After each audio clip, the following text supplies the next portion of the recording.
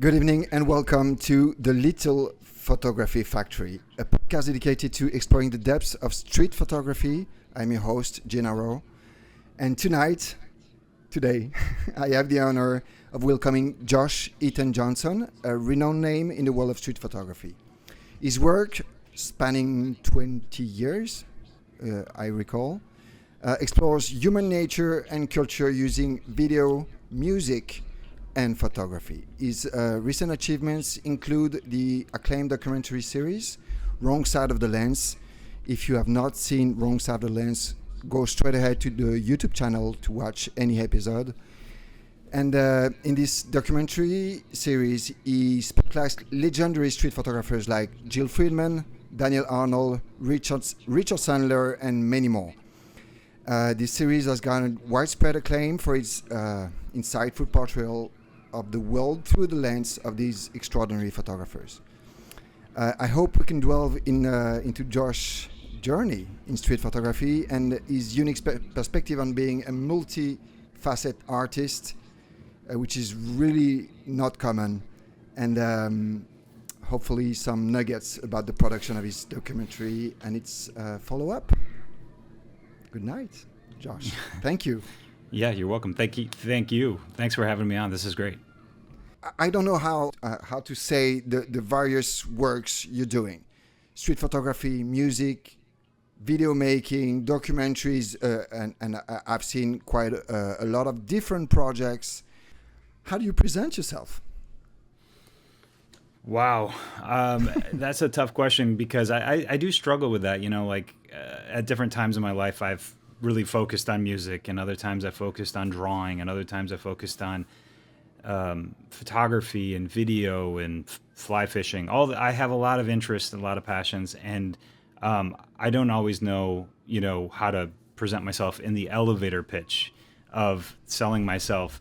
But I'm not really that concerned about that. I think I just do projects that are entertaining to me, and that's all I can kind of figure out. I mean, things like video, I've really fallen in love with over the past, I guess slowly over the past 20 years, because it just incorporates all of the things that I've studied and loved and tried, including graphic design and, like I said, music. And a project like Wrong Side of the Lens, of course, can incorporate my love for photography and bring it to life with all of the other things that I like. Because I used to work, when I was playing in a band with my buddy Dan, we got hired a couple times as sound designers for films. So that got me kind of into the professional world of video production through the lens of music and sound. And kind of my interest was where music and sound design kind of cross over, which is a kind of interesting world of playing in that world, which I feel like I'm doing quite a lot in Wrong Side of the Lens. But the more I get into video production, the more I feel like it's exactly the medium that incorporates just all of those things that I just love. And I'm kind of a control freak, so I can do the graphic design, and I can do the sound design, and I can do all this. But then I like to relinquish control and do really kind of loose documentary approaches, verite approaches to like the subjects, where I let them kind of control the setting or the scene. I don't try to control, I try to relinquish control in that way. And then I also have been incorporating all of these musicians that I've either worked with or have known in my musician career. It's weird for me to say career as a musician. I mean, it technically was, I guess. We made it. How many years is a career? I don't know. Well, you tell me. I don't know, but I did focus really hard on music for about, I'd say, 15 years. So call that a career, call it a hobby, a passion, whatever you want. Just don't call me late for dinner. So video just allows me to work with some of those musicians even today, like my bandmate and some friends. They're now composing or lending me their already composed music to work. So I still feel like I'm in a band, even though I'm not personally generating new music. So it's just a great way to be a control freak and also allow collaboration in these really concerted ways. Sound design in Wrong Side of the Lens with the music and the general sound design, I'm sensitive to it since very recently, since I started making some videos on my, and for me it was astonishing. Cool. I realized how important it is, because the feeling of the movie is so much through, of course, what people say in your documentary, but the music and the pace of it, and it's a brilliant work. I can't give enough credit to the musicians that lent me their music, and there was, half a dozen friends lent me their music, two in particular, and I literally wouldn't be able to have thought of how to approach the editing and the storytelling if I hadn't had that kind of intense music to kind of motivate some of those decisions. So whenever I get a chance to shout those guys out, there's Dan Kramer, Grant Cutler, Matt Reintz, Kyle, just a bunch of people, a bunch of friends are making this really, really interesting kind of avant-garde textural music that when I initially paired it to some slow motion footage that I had shot, I don't know, probably 6 or 8 years ago, it just clicked in place in a way that was just a eureka moment for me, where I was like, oh my God, the vibe of slow motion and the vibe of this intensity of music just were were peanut butter and jelly, eggs and bacon. They just worked, and it got me so excited. And so Wrong Side of the Lens has been such a fun project for me, because again, it's incorporating all of these exciting kind of things that I've been interested in and passions, and at the same time, I was living in New York, and I saw all of these street photographers that I was part of this kind of community of people, particularly in the NYCSPC is a collective that is ran by a great guy named George. He was organizing NYCSPC being New York City Street Photography Collective. I just saw all of these hardworking people out there shooting and having this same kind of ambition and curiosity on taking photos of people. And they weren't the first ones to do it. Obviously, there's people before them, many people before them, but they're definitely carrying the torch and very kind of passionate and academic about it, and very egoless. And I really like the people, and I like the community, very supportive community, inclusive and just very easygoing. And so I saw this opportunity just to turn a camera on them and kind of just basically explore why each individual had this same kind of knee-jerk reaction to understanding culture and satiating their curiosities through photography. And it started getting really exciting, because the answers and the stories that they were telling had a lot of overlap and a lot of difference, and their different personalities informed their different approaches. And then it just started snowballing from there. It got really exciting for me, because I saw, oh my God, there's a million of these people and a million of these stories that are just gold on camera for me, because their photos alone, getting a chance to put those on screen, tell immense amounts of stories. It's so fun to look at, let alone getting them to give some bits of context or a lot of context, depending on the person, and then having the music and having everything together. To me, video is the best medium for bringing things to life. And I love galleries, I love a lot of things, but I think it's hard to compete with video, because it just hits you on all of these sensory.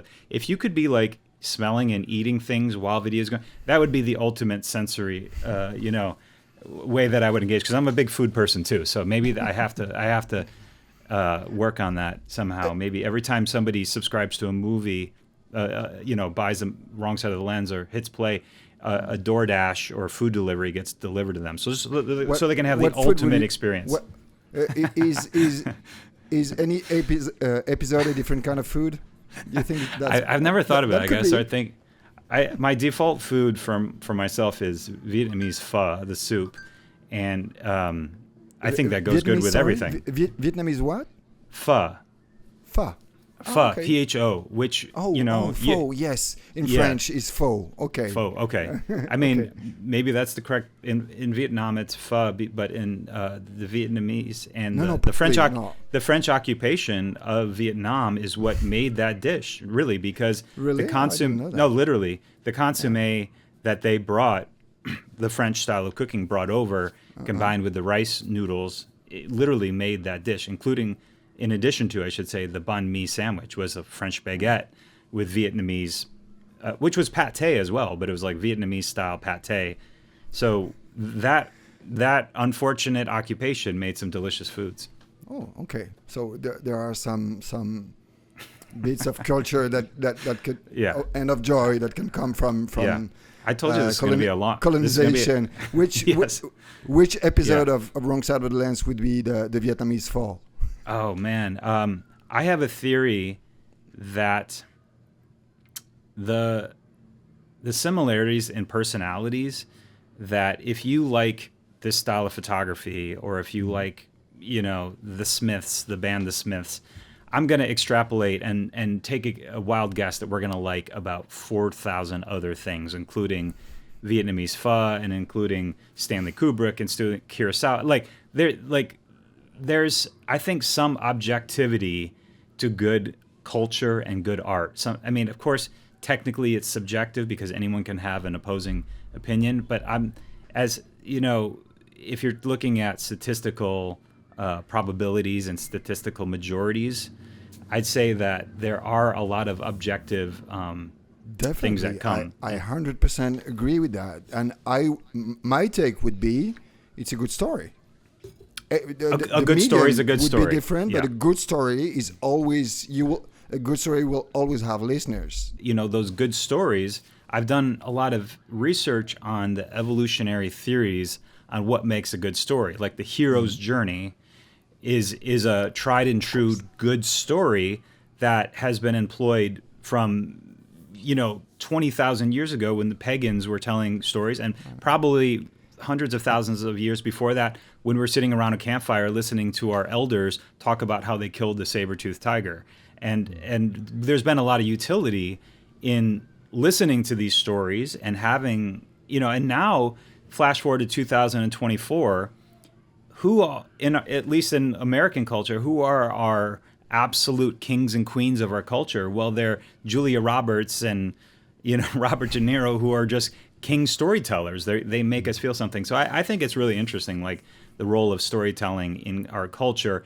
What my goal was in Wrong Side of the Lens was to tell authentic stories about artists who are telling authentic stories themselves. They're not trying to make things beautiful. If they're not beautiful, they're not trying to manipulate perception. They're actually trying to do the opposite a lot of times, which is get to the kind of core essence of culture and reveal things that might be problematic, strange, bizarre, funny, whatever those truths are.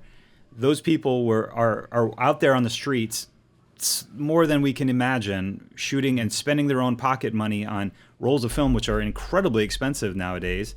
And so it was really fun for me to be able to bring those stories to life and do it hopefully in a way that was as kind of true to form or authentic as those photographer storytellers were doing themselves. So it was really fun for me. Well, on my side of the video, it was for me an amazing story. I have to say, it's just the Richard Sandler episode just got me hooked totally. Especially when he mentioned Gary Winogrand, because I have such a passion for his work, and for me, it transported me in some, I was there with them when he was talking about it. I know so that's one of my favorite stories is when he tells about that idea, and that's something that I think about a lot. If you haven't, the audience, if they haven't seen this episode of Richard Sandler, I recommend watching it and lots of the others. But he tells a story about how Gary Winogrand didn't really say too much in the class that he was holding. People were paying hundreds of dollars to have this weekend-long seminar. And when he would look at everybody's photos, he wouldn't really speak to it. He would just tap it on the wall if it had something in there. And Richard Sandler, the subject of this doc, his photo got tapped, but the others didn't get any criticism and whatever, and they got upset. And some of them wanted their money back. Course. And he was happy to get today how people would be upset to pay for a workshop. I mean, I give workshops, and I cannot imagine. But I just love the idea. It's just, no, it doesn't have it. And sometimes, I mean, we try, and we try to give hints, but do we know what is a good picture? I mean, exactly. I mean, that it's back to the conversation of subjective or objective, you know. But Gary Winogrand's eye and what he tapped on the photo, I think a lot of people that are dialed into that specific style of art are going to tap on that same photo, and they're not going to tap on the other photos. And there's something very interesting about that, because again, it gets into the idea of if there's objectivity to some of this shit. And to be honest, it really annoys me when people start talking about, oh, there shouldn't be that foot in the corner of this street photo, like, and getting all, it's like, no, just like, that's not you it. Don't know. Like, we don't know. And so I'm of two minds of that sort of like critique. But what I like about the Gary Winogrand thing is just this concept of like, how much do we even want to be talking about this shit in general, and how much do we want to just be going out and doing the fucking thing? Like, Gary Winogrand had how many hundreds or thousands of undeveloped rolls under his mattress, because that wasn't even the point late in his life, at least, of getting a pat on the back by MoMA or whatever the hell it was. It wasn't his motivation. His motivation was being out on the street and kind of like being present, or, you know, doing the thing. And I think that's way more productive than talking about it. Although, ironically, I just made a fucking documentary about this thing, and I'm talking a lot about it. And look at me. And look at us. And look at us. We're talking Josh. about it. But we're having, I think, I love having these conversations, which is about those conversations. You know, it's kind of meta, but it's what I struggle with. And to be honest, it was the genesis of why I was engaged in this pursuit with, you know, because like you said, I've been taking photos for a long time. Kind of, I call them candid street photos. I don't really like the term street photography myself, but it has some utility. It describes something, I guess, that we can agree upon loosely. But I've been taking candid photography for, like you said, like 20 plus years before I had started this project. But I had the opinion that I didn't really want to, like, I never stopped and like wanted to psychoanalyze myself why I was doing this thing. I was just like Gary Winogrand. He didn't want to get people in their head and maybe get them too cerebral about this thing that they're in love with, and that's providing utility to them. Because photography for me was providing me a ton of utility. It was getting me out of my shell. It was breaking down stereotypes. It was all, you know, I had very few goals in my life. One of them was not to be xenophobic, and photography is a great way to not be xenophobic if you use it the way that like I and other people use it, which is go approach the things that scare the fuck out of you. And that what is strange? Strangers are people are strange. Yeah, people are strange when you're a stranger. But like that's the Doors song, right? Like, but with photography, the way that at least I used it was to not be a stranger. Like I would go up and to people and say, "Hey, I like that, you know, pin on your shirt. Can I take a photo of you with the pin?" And just whatever excuse it was to just start a conversation, because I had so many questions for so many people. Who are you? What the hell are you doing here? Why are you dressed like that? What are you doing over here? So photography obviously was like my in on that. And so again, to bring it back to the Wrong Side of the Lens project, I used this project to start poking other people that were around me and asking them why they have the same kind of impulses in me, so I could learn about myself. This was a completely selfish project, just to start with. This was for me to understand myself more and psychoanalyze myself, which I didn't really want to do again for like 20 years because I was gaining so much. But something happened where all of a sudden it made sense for me to finally learn about this impulse and why I'm have this voyeuristic instinct, and I don't know, whatever that is. I'm still working on figuring it out. It was one of my questions, but do you think you found some common ground in all of them and all the others you will encounter? Is there some common ground between photographers beyond street photographers? Is it? I have this. I enjoy this belief that the street photographers might be pirates of the human condition. You know, just go out and look for an adventure in the most common place, and it just. I think it's definitely a lot of commonality. We all like the Smiths. We all like Vietnamese pho. We all like that. Joking aside, like there is so much commonality. I mean, just to hit the pause button, I feel like humans have 99% more in common with each other than we don't, but photographers have 99.98 more in common with each other, especially in this style of photography, than we don't. So there's so many things in common, but being pirates or having this kind of like slight counterculture sort of instinct to kind of push boundaries. And I mean, that's what art is to me, is like, it is good art at least is pushing some boundaries, being provocative, maybe ruffling some feathers along the way unintentionally sometimes. I don't think a lot of photographers, I don't think their intention a lot of times is to ruffle feathers or to upset people. That's the byproduct of their curiosity.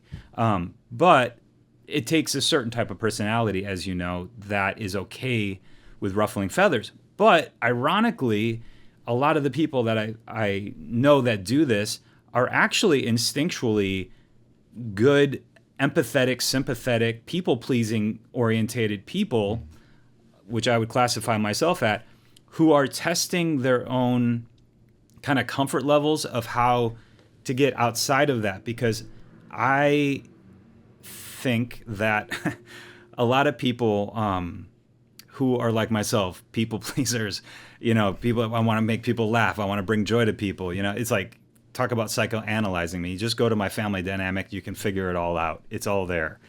But there's good that can come from being a naturally empathetic and sympathetic person. I'm ultimately glad I am that person.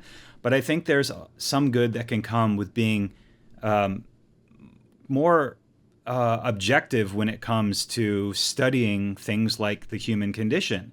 If you can step back and leave your emotions out of that and look at it through clear eyes as if an alien came down from outer space and observe human behavior for the first time, there's great utility that can come from that as well for culture, and maybe even in real time. And so hopefully, my hope is that, these photographs and this sort of art makes people a little more present to our own behavior in more like real time, so we can reconcile our strange behavior as humans in ways that it doesn't take 200 years, as if we're looking back at Napoleon doing something. It's like, no, let's try to figure this out now so we can improve ourselves quickly. And I think the photographers and the artists that are doing that, hopefully they're putting their money where their mouth is and doing it themselves. I don't know. I can't generalize that. But there's so many things in common that we have. It's crazy. I will recall curiosity and empathy. So I recognize myself in that also. I had another question. Why would you look like a Mormon? Say that again? Why would you look like a Mormon? How is it possible that you look like a Mormon? Maybe I'm not familiar with... Are you a Mormon? Oh, I see what you're saying, from Jill Friedman. I have no idea why she said that, but that's one of my favorite moments of the film, and that's why I kept it in. It was amazing. It was just for the people listening in the Jill Friedman episode. And I mean, she has a personality. It's not the only one, but one of the episodes who I was very emotional, of course, because she passed away, and it gives such insights on a joyful life and joyful personality and provocative personality. I mean, she was.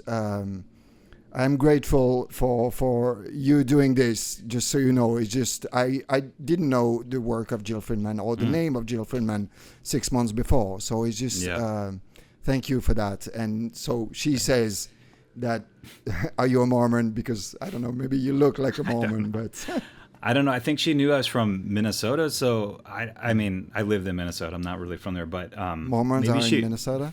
I don't think so. I don't know. I have no idea where that came from, but it was just a funny thing that she said, and I wanted to keep it in. Maybe I do look like a Mormon or behave like one. I don't know. Did this episode or any of the episodes, I think, and you said it, that the production of this documentary series transformed you. Did it transform your practice, your approach to the craft or to life in general? I mean, I shot all these within like 2 years of each other.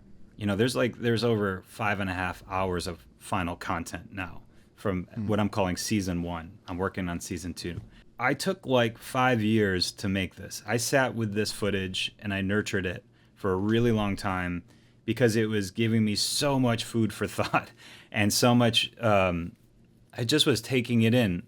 Did you edit everything all by yourself? Yeah, my God, that's the control. A lot of work. That's the control freak in me, and I wasn't in a hurry to get it out because I was having too much fulfillment and food for thought, like I said, from just sitting with this footage. So like Jill says a million things that are, you know, just interesting and thoughtful and tickled my brain, and I took it in. And I mean, literally, like what happens in my process of editing, and this is probably the same for everyone, but at least I saw it very clearly for me in this project, is that anytime someone said something that sparked something in me or resonated with me or gave me a new thought or confirmed an existing thought I didn't know I had, I clipped it out and I put it in their edit. And all of those things combined right now is up to 5.5 hours of content of things that were informative and provocative to my brain. And so to answer your question, to attempt to answer your question, like how that must have affected my thinking and approach to photography, it has to. I just don't exactly know how. One area that I'd already been doing this a little more, and I think this is an interesting topic for street photographers, is how candid your images are and how much you might actually want to interact with the subjects that you're taking photos. For me, even before I started this project, it became pretty clear to me that I actually really enjoy interacting with the subjects.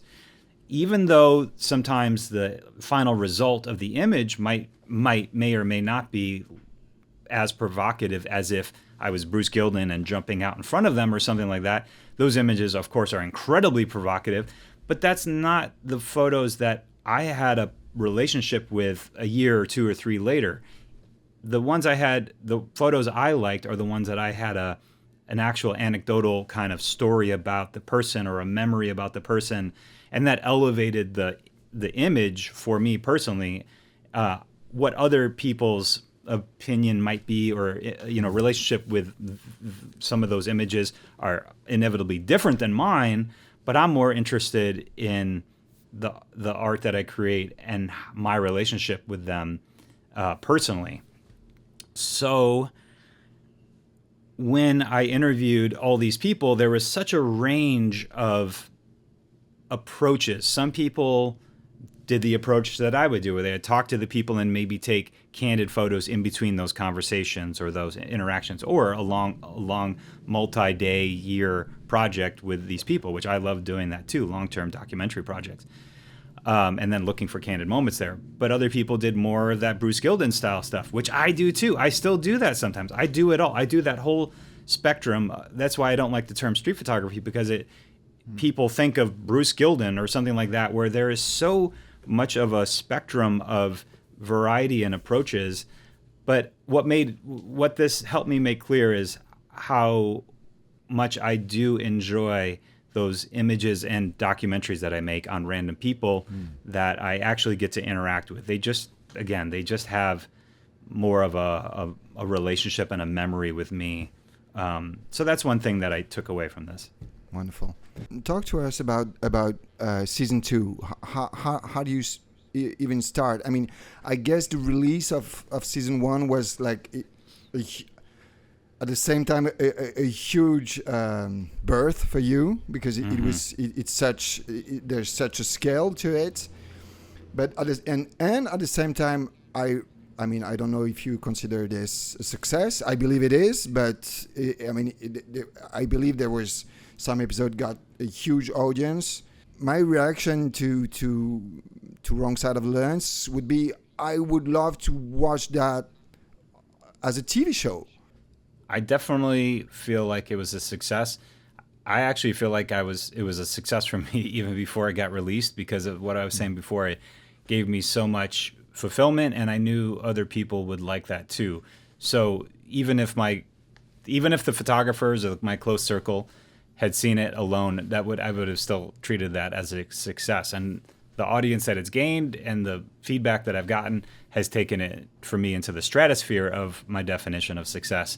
So I'm hyper motivated to make more, because I have, so much of the fan base has said what you said, which they want to see more, and they think it deserves a good platform and stuff. So I'm very, very motivated to do so, but I'm at the crossroads right now on how to do that. I have had some good conversations with people who are on the ins on maybe some of those opportunities, but they kind of see some of this as potentially hard to market and not sure where it should live. And I don't know, we're biased because we're photography fans.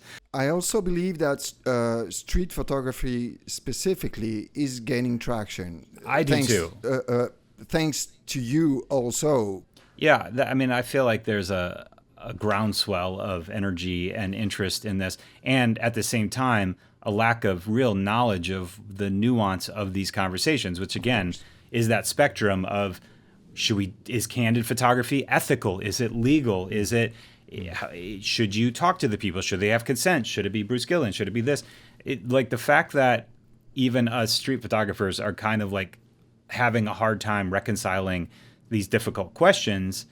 Can you imagine somebody who's a nature photographer or a doctor or a street sweeper? Like these are really unfinished, ongoing conversations, which to me is a great opportunity to give it a platform, a deserving platform. I'm thinking about potentially crowdsourcing some funds, because for season 2, I am shooting for the moon on this. I want to be like getting really, really, really interesting, provocative, unique, undiscovered artists who are doing this work. And I know they're out there, and I know they're going to be great on camera, but I need like adult funds to like make this happen. The first season that I just released, I was able to do that all myself, self-fund it all myself, because I took 5 years and I had a camera, and I didn't have to like invest a ton of like physical money. I just had to invest mostly time. But for season 2, I need actual physical money. So I'm screaming at the mountaintop for help and connections, that if anyone knows interested production companies, interesting angles to raise money, I want to take it up in production a little bit. I want to be able to pay my musician friends and do it proper, and have producers that can like really help me with this, because I'm just like, I can see multiple seasons of this, because there's no shortage. And just to be clear, it's not all on the street, candid street photography that I'm interested in. I like all kinds. And I'm even interested in potentially going into like video people who are doing video work. Maybe what you're starting to do is the endless summer of street photography. I don't know if you know the movie that was done about surf spots all around the world. And I mean, if you go for the crowdfunding route at some point in your production, please let us know, and I'll be happy to help in any way that I can. And I just got these in 2 seconds ago. They showed up at my door 2 seconds before the interview. If you're still listening to this, please go subscribe to Wrong Side of the Lens. Go watch every single episode. Share them. Sharing is caring, and it will help. Thank you. And just the last thing I'll say, I'll take this opportunity to just say, if you're someone who enjoys this content, definitely go out and buy the prints and the books and the magazines of all these artists and more, because it really is what a lot of them depend on to not just continue the art, but sometimes to like pay their rent. And most of all of them have a zine for sale or something similar. So go do that. And then if you have a little extra change afterwards, I do have a support page on my my website, and I would love any help, even if it's $1, so I can keep this going. But I really appreciate the interview, and I feel like we were just starting off, getting into the good stuff. Wonderful, Josh. Thank you so much for this exchange and for everything. So and we'll definitely talk whenever you want, basically. Yes, yeah, and we can do another one of these anytime. I know I was in good company. I saw Matt Stewart was on one of yours, and you had some other good people. So yes, it's definitely fun to be talking about. I don't think he's a lord yet, but Mr. Martin Parr also just honored me with an interview. Oh, that's amazing. Did you do it yet? No, yeah. It's on the channel, but it was. I mean, I didn't have the. It was one of my first, so the light is not amazing. I talk too much, basically, and people just ranted on my. I'm still learning as being the best interviewer I can be. So it's just I'm still learning all of this. So thank you so much, Ricky. Josh. Sure, I just want to give Ricky a shout out real quick. Hello. Good girl, Ricky. Good girl. Good girl. Oh my God. Girl. I love dogs. Okay, thank you so much. Thank you, Josh. Thank you.